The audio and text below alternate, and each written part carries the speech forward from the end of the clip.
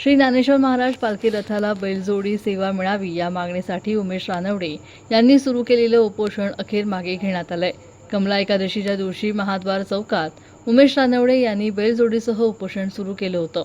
त्यांची प्रमुख मागणी होती पालखी रथासाठी बैलजोडी सेवा त्यांच्या कुटुंबाला मिळावी।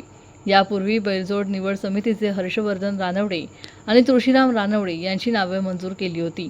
मात्र यावरून वाद निर्माण झाला आणि उमेश रानवडे यांनी उपोषणाचा मार्ग अवलंबला। अखेर दुपारी 4 वाजता निवड समितीचे अध्यक्ष बबनराव कुऱ्हाडे, नंदकुमार कुऱ्हाडे पाटील तसेच देवस्थानचे विश्वस्त आणि स्थानिक मान्यवर यांच्या उपस्थितीत चर्चा झाली। या चर्चेत पुढील 48 तासात बैठक घेऊन सन्माननीय तोडगा काढण्याचं आश्वासन देण्यात आलंय। या आश्वासनानंतर उमेश रानवडे यांनी जलपेय घेऊन आपलं उपोषण मागे घेतलंय।